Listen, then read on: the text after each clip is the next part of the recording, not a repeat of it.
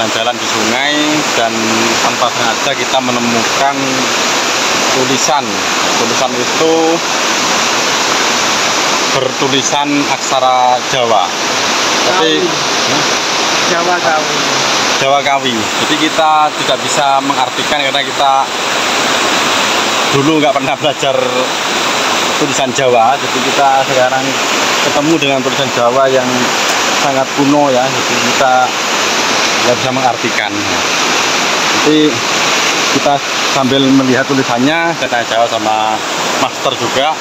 Barangkali nanti kita bisa menguak apa sebenarnya rahasia yang ada di tulisan batu ini. Dan tulisannya saya posting dengan kamera belakang biar lebih jelas. Saat ini kita coba bincang-bincang dulu. Master, kita sampai duduk karena kita sudah melihat tulisannya tadi. Ini sudah dibasahi, sudah saya bersihkan, jadi lebih jelas. Ini kalau menurut master ini tulisan ini perkiraan. Kalau kita mau memastikan kan sulit, karena nggak ada bukti sejarah siapa nama di tulisan itu juga mungkin kan nggak ada tuh nama-nama tanda tangan, cuma ada bekas telapak tangan aja. Nah, kira-kira ini siapa yang menciptakan tulisan ini?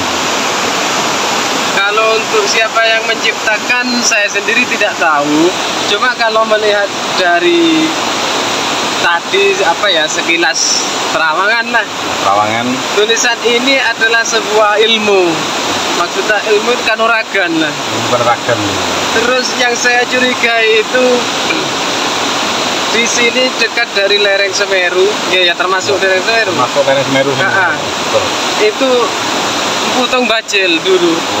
Putong Bajil itu karena terkenalnya itu ilmu Segoro Geni. Dan ini ada 2 baris tulisan.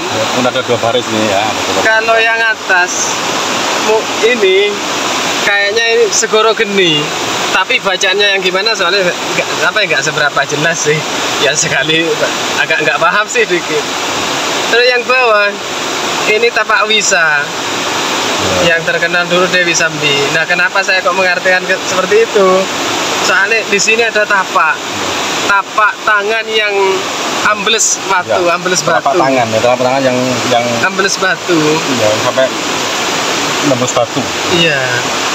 Dan itu sebagai bukti tanda tangan lah ini. Salah satu tanda tangan dan itu ya. Bukti keilmuan, judul ilmuwan. Jadi mungkin kalau orang-orang zaman dulu kan batu kan bisa hancur dikinikan jedar. Mungkin seperti ilmu-ilmu itu Segoro Geni, ilmu Tapak bisa gitu. Ilmu lagi itu Tengkak Gunung. Nah itu ya memang kan ini keilmuannya mungkin iya, ini jenis mantranya yang harus kalau diamalkan gitu loh. Karena ini tulisannya itu sangat rapi sekali ya, sangat rapi. Dan mungkin ini ada 2 ilmu kemungkinan ya, ada 2 ilmu yang yang harus diamalkan. Kan karena kan seperti kata master tadi, siapa master? Putong Bajil ya. Putong Bajil kan memang terkenal di Lumajang kan. Itu seorang pendekar ya. Tengger ya. Nah, termasuk di sini kan Lumajang sini kan termasuk lereng Tengger. Kan sama pasangannya, istrinya Dewi Sambi.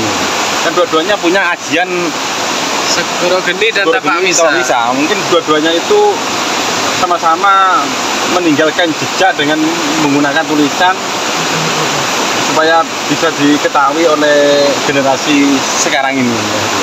Dan ditandai dengan telapak tangan yang artinya itu ilmu Tapak Wisa. Jadi seperti itu gambaran yang bisa kita sampaikan gitu ya. Untuk jelasnya nanti kita juga akan cari orang yang lebih ahli untuk mengartikan bahasa Kawi ya, Jawa kuno. Karena kalau dilihat di Pepak ya, kita pernah ada yang melihat di Pepak itu nggak sama gitu. Cuma ada kemiripan gitu. Kemiripan tapi nggak sama.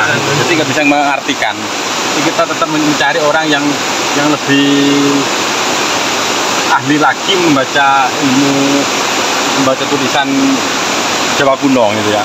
Jadi seperti itu. Dan kalau untuk apa itu aura-aura energi itu rasanya gimana, Dokter? Kalau energi cuma kalau dilihat biasa nggak biasa, nggak ada lah. Tapi cuma kalau memang di apa ya, ditembus, Ditembus, ya. dibangkitkan, itu ada Terasa. Mungkin auranya sudah hilang karena sudah ratusan tahun ya. Iya, dan butuh dibangkitkan lagi. Mungkin perlu apa itu ritual khusus untuk mengaktifkan energinya ya, karena setiap ilmu yang ditulis itu mengandung energi kan. Mungkin seperti itu. Jadi untuk sejarah pastinya kita memang belum tahu ya. Itu hanya perkiraan saja karena kita nggak bisa mengartikan tulisannya itu. Mungkin kalau kita bisa mengartikan tulisannya, kita bisa memberikan gambaran yang jelas gitu. Jadi ini hanya gambaran yang belum bisa dipastikan. Dan untuk orang-orang yang menulis ini, yang diperkirakan menulis ini, tujuannya menulis ke batu ini untuk apa, Mas? Kok bisa tulis di tempat di sungai jauh dari perkampungan gitu, jauh ini?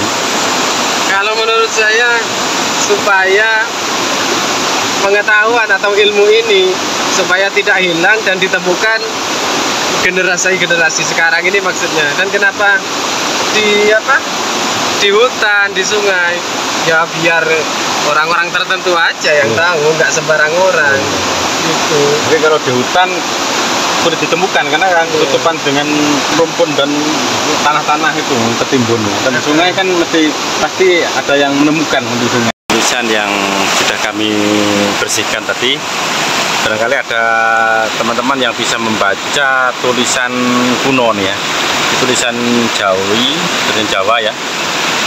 Lihat tulisannya, silakan dibaca.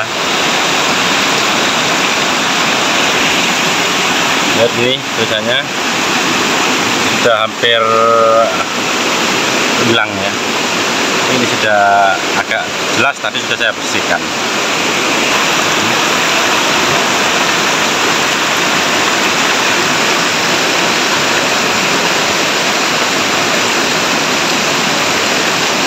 Silakan dibaca, nanti diartikan ya. Terutama ada yang bisa mengartikan bahasa Jawa. Ini tulisan aksara Jawa.